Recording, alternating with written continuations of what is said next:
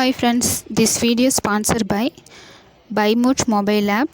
இதில் வந்து பார்த்தீங்க அப்படின்னா வீட்டுக்கு தேவையான எல்லா பொருளுமே பெஸ்ட் குவாலிட்டியோட லோ ப்ரைஸில் இருக்குது. இதோட லிங்க் வந்து டிஸ்கிரிப்ஷனில் கொடுத்துருக்கேன். செக் பண்ணி பாருங்கள், ப்ராடக்ட் எல்லாம் வியூ பண்ணி பாருங்கள். கண்டிப்பாக உங்களுக்கே ரொம்ப பிடிக்கும். இதோட சர்வீஸும் ரொம்ப பெஸ்ட்டாக இருக்குது. Vegetables, fruits, nuts, snacks items எல்லாமே இருக்குது. பாத்ரூம் கிளீனர், தேவையான கிச்சனுக்கு தேவையான எல்லா பொருளுமே இருக்குது. நீங்கள் ஒரு முறை வாங்கி பாருங்கள், கண்டிப்பாக உங்களுக்கு ரொம்ப பிடிக்கும். ப்ரைஸ் மற்ற ஆப்போடு நீங்கள் கம்பேர் பண்ணி பாருங்கள். ரேட்டும் ரொம்ப கம்மியாக இருக்கும். ஸோ சர்வீஸும் ரொம்ப பெஸ்ட்டாக இருக்கும், குவாலிட்டியும் ரொம்ப பெஸ்ட்டாக இருக்கும். ஸோ ஒரு முறை வாங்கினீங்க அப்படின்னா உங்களுக்கே ரொம்ப பிடிக்கும். ஸோ இதோட லிங்க் வந்து டிஸ்கிரிப்ஷனில் கொடுத்துருக்கேன். மறக்காமல் செக் பண்ணி பாருங்கள், ப்ராடக்ட்டை வியூ பண்ணி பாருங்கள் friends. Hi friends, welcome to Vidya Sivaram channel. இன்றைக்கி வந்து பார்த்திங்கன்னா எண்ணெய் கத்திரிக்காய் குழம்பு தான் எப்படி செய்கிறதுன்னு பார்க்க போகிறோம். ஸோ வீடியோவை ஸ்கிப் பண்ணாமல் பாருங்கள், அப்போ தான் நான் கடைசி வரைக்கும் சொல்லியிருக்க ஒவ்வொரு ஸ்டெப்பும் உங்களுக்கு தெரியும். இதே மாதிரி செய்ய முடியும். நீங்கள் இந்த மாதிரி செய்யும்போது பார்த்திங்கன்னா நம்ம நார்மலாக சாப்பிட்றத விட கொஞ்சம் அதிகமாகவே சாப்பிடுவாங்க.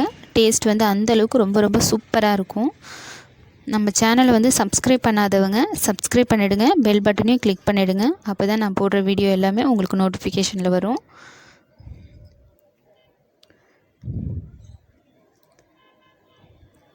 பாருங்கள், எண்ணெய் கத்திரிக்காய் குழம்பு வந்து எப்படி எவ்வளோ சூப்பராக இருக்குன்னு. ஸோ வாங்க எப்படி செய்கிறதுன்னு பார்க்கலாம். ஃபஸ்ட்டு ஒரு 1/2 கிலோ கத்திரிக்காய் எடுத்துக்கலாம். அதை வந்து காம்பு பகுதியை பாதியை கட் பண்ணிவிட்டு, காம்பு பகுதி முழுசாக கட் பண்ணாமல் பாதி வரைக்கும் கட் பண்ணிக்கலாம். இந்த மாதிரி 4 பகுதியாக கட் பண்ணிவிட்டு உள்ள சொத்தைகள்லாம் இருக்கான்னு செக் பண்ணிக்கோங்க. அதே மாதிரி நம்ம அது போட்டு வைக்கிற தண்ணியில் பார்த்திங்கன்னா ஒரு 2 டீஸ்பூன் கல்லுப்பு சேர்த்துட்டு அதில் வந்து கட் பண்ணி வச்சுருக்கிற கத்திரிக்காயை வந்து சேர்த்துக்கலாம். அப்போ தான் வந்து நிறம் மாறாமல் சுவையும் மாறாமல் இருக்கும்.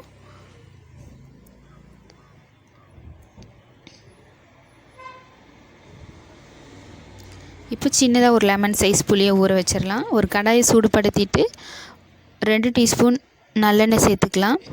எண்ணெய் கத்திரிக்காய் குழம்புக்கு பார்த்திங்கன்னா நல்லெண்ணெய் தான் டேஸ்ட் வந்து ரொம்ப நல்லாயிருக்கும். இப்போ நம்ம கட் பண்ணி வச்சுருக்கிற கத்திரிக்காய் எல்லாத்தையும் சேர்த்துட்டு அது கூட வந்து ஒரு 1/4 டீஸ்பூன் உப்பு சேர்த்துட்டு கத்திரிக்காய் வந்து நல்லா ஒரு 3/4 வாசி வெந்து வரணும். அது வரைக்கும் நம்ம நல்லா வதக்கி எடுத்துக்கலாம். நமக்கு 3/4 வாசி நல்லா வதங்கிருச்சு அப்படின்னா கத்திரிக்காயோட நிறம்லாம் நல்லா மாறி வந்திருக்கும். அதை பார்க்கும்போதே நல்லா ஒரு சாஃப்டாக கிடைக்கும், தெரியும். கத்திரிக்காய் வந்து சீக்கிரமாகவே வெந்துடும். ஒரு 7 நிமிஷம் வரைக்கும் நீங்கள் வதக்குனாவே போதும்.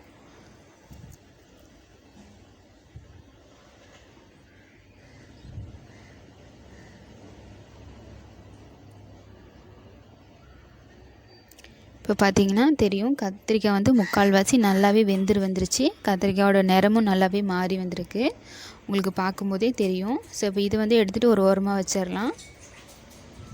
இப்போ பார்த்தீங்கன்னா 15 பல் சின்ன வெங்காயம், 4 பூண்டு, ஒரு சின்னதாக இஞ்சி, இதை வந்து நம்ம கத்திரிக்காய் வதக்கின அதே எண்ணெயில் சேர்த்துட்டு நல்லா வதக்கி எடுத்துக்கலாம்.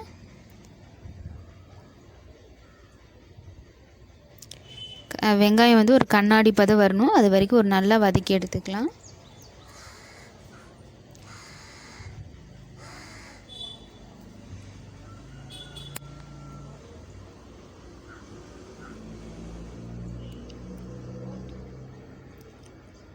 இப்போ பார்த்திங்கன்னா வெங்காயம் நல்லா வதங்கிருச்சு. இந்த டைமில் 2 தக்காளி சேர்த்துக்கலாம். நான் வந்து புளி சைஸ் வந்து கம்மியாக எடுத்திருக்கேன், அதனால் 2 தக்காளி சேர்த்துக்கிறேன். தக்காளி வேண்டான்னு நினைக்கிறவங்க புளியை வந்து ஒரு தக்காளி சேர்த்துட்டு புளியை வந்து இன்னும் கொஞ்சம் அதிகமாக சேர்த்துக்கலாம். தக்காளி வந்து நல்லா வெந்து வரணும், அது வரைக்கும் வதங்கினாவே போதும். இப்போ பாருங்கள், தக்காளி நல்லாவே வெந்துருச்சு சாஃப்டாக. ஸோ இந்த ஸ்டேஜில் நம்ம வந்து ஸ்டவ்வை ஆஃப் பண்ணிடலாம். இது வந்து ஒரு மிக்ஸி ஜாருக்கு மாற்றிட்டு முழுமையாக சூடு ஆறுனதையும் நம்ம நைஸாக அரைச்சி எடுத்து வச்சிடலாம்.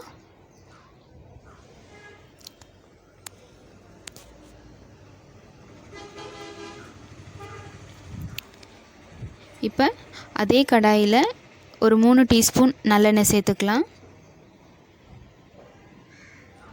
எண்ணெய் கத்திரிக்காய் குழம்புங்கிறதுனால கொஞ்சம் நல்லெண்ணெய் நல்லா சேர்த்துக்கிட்டா தான் டேஸ்ட் வந்து ரொம்ப நல்லாயிருக்கும். எண்ணெய் நல்லா காஞ்சதையும் 1 டீஸ்பூன் கடுகு, 1/4 டீஸ்பூன் வெந்தயம் சேர்த்துட்டு இது நல்லா பொரியட்டும்.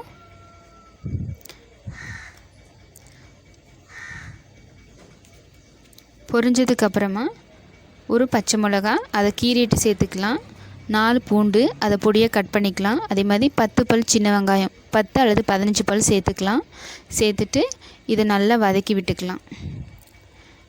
பூண்டு வெங்காயம் வந்து நல்லா வதங்கி வரணும். பூண்டோட நிறம் வந்து நல்லா மாறி வரணும். அது வரைக்கும் நம்ம நல்லா வதக்கி எடுத்துக்கலாம்.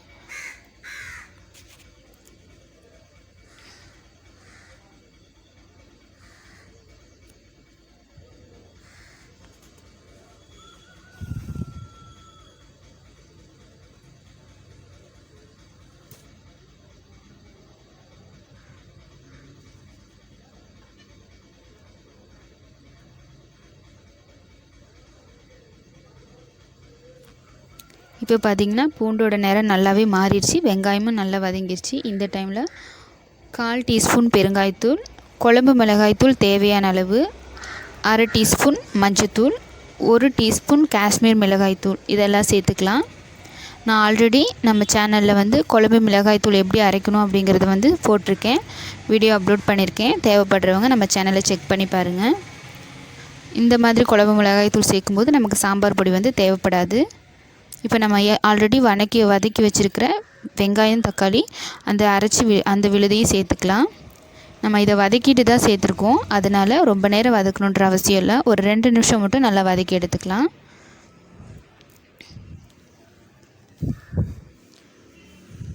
ரெண்டு நிமிஷம் நல்லா வதக்கிட்டு நம்ம மிக்ஸி ஜாரையும் அலசிட்டு தண்ணி சேர்த்துக்கலாம்.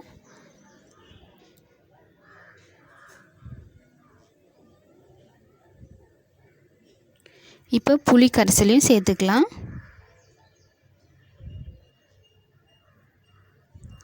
இப்போ இதை நல்லா கலந்து விட்டுட்டு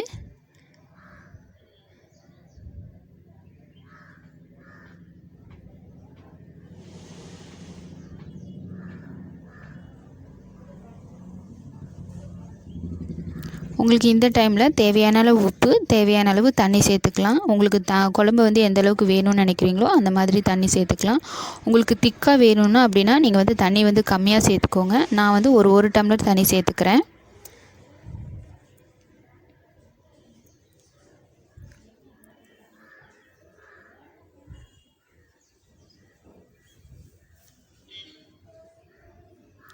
இப்போ தண்ணி சேர்த்ததுக்கப்புறமா ஒரு 5 நிமிஷம் நல்லா கொதிக்க வச்சுக்கலாம். இப்போ பாருங்கள், நமக்கு லேசாக எண்ணெய் பிரிஞ்சு வந்திருக்கு. இந்த டைமில் வந்து நம்ம வதக்கி வச்சுருக்க கத்திரிக்காயும் இது கூட சேர்த்துக்கலாம். சேர்த்ததுக்கப்புறமா ஒரு 5 நிமிஷம் அப்படி இல்லைன்னா நல்லா எண்ணெய் பிரிஞ்சு வர அளவுக்கு நம்ம நல்லா கொதிக்க வச்சு எடுத்துக்கலாம். இப்போ பார்த்திங்கன்னா நல்லா கொதி வந்துருச்சு. இது ஒரு 5 நிமிஷம் நல்லா கொதிக்கட்டும். இந்த டைமில் பார்த்திங்கன்னா ஒரு 1/2 டீஸ்பூன் நாட்டு சர்க்கரையோ அல்லது சர்க்கரையோ சேர்த்துக்கலாம். நமக்கு இந்த சர்க்கரை சேர்க்குறதுனால இனிக்கும் அப்படின்னு நினச்சிங்கன்னா பார்த்திங்கன்னா கண்டிப்பாக இனிக்காது. ஆனால் சுவை வந்து ரொம்ப நல்லாயிருக்கும். கொஞ்சம் கூட இனிப்பு தன்மை வந்து தெரியாது. ஆனால் டேஸ்ட் வந்து ரொம்ப ரொம்ப சூப்பராக இருக்கும்.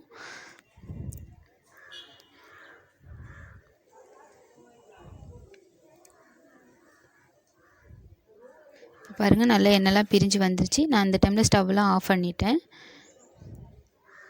ஸோ அவ்வளோதான் ஃப்ரெண்ட்ஸ். நல்லா எண்ணெய் பிரிஞ்சு வர அளவுக்கு நல்லா காயை கொதிக்க வச்சுட்டு இறக்கிட்டால் எண்ணெய் கத்திரிக்காய் குழம்பு வந்து ரெடி. உங்களுக்கு வந்து குழம்பு வந்து இன்னும் திக்காக அல்லது கிரேவி மாதிரி வேணும் அப்படின்னா நீங்கள் இன்னும் 5 நிமிஷம் கூட கொதிக்க வச்சுக்கலாம். பாருங்கள் எந்த அளவுக்கு சூப்பராக இருக்குன்னு. டேஸ்ட்டும் ரொம்ப ரொம்ப சூப்பராக இருக்கும். ஸோ இந்த மாதிரி செஞ்சு பாருங்கள். வீட்டில் உள்ள எல்லாருமே ரொம்ப விரும்பி சாப்பிடுவாங்க. நம்ம நார்மலாக சாப்பிட்றத விட அதிகமாகவே சாப்பிடுவாங்க. Thank you friends.